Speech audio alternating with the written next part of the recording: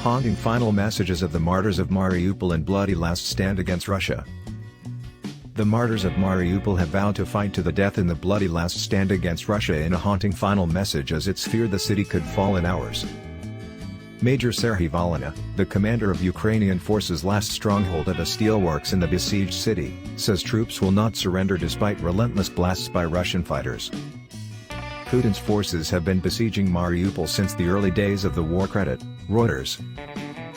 It's feared the southern port city could fall within hours. Reuters. Tamara, 71, cries in front of an apartment building destroyed by Russian troops. Reuters. The final Ukrainian troops in Mariupol are holding out at the Azovstal steelworks.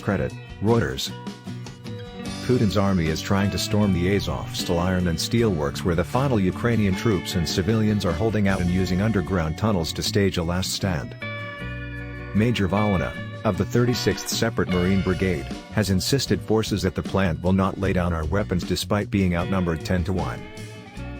In a chilling video, he warned it could be their last message as Russian troops surround the area and unleash constant barrages of fire. We are probably facing our last days, if not hours. They have advantage in the air, in artillery, in their forces on land, in equipment and in tanks. We are only defending one object, the Azovstal plant, where, in addition to military personnel, there are also civilians who have fallen victim to this war. He also issued a rallying cry for world leaders to help evacuate wounded citizens from the battered city, where large parts have been reduced to rubble by constant air and artillery pounding. We appeal and plead to all world leaders to help us, he added. We ask them to use the procedures of extraction and take us to the territory of a third-party state. Major Volyna said the unit has more than 500 wounded soldiers, as well as hundreds of civilians, including women and children.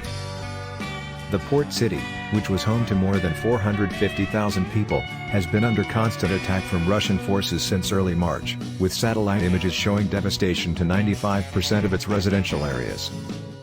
Amid the hellscape, at least 20,000 people are feared dead. Ukrainian fighters who remain in Mariupol have been offered a fresh ultimatum to surrender despite not a single soldier accepting the offer on Tuesday. The Russian Defense Ministry said, Russia's armed forces, based purely on humanitarian principles, again proposed that the fighters of nationalist battalions and foreign mercenaries cease their military operations from 1400 Moscow time on 20th April and lay down arms.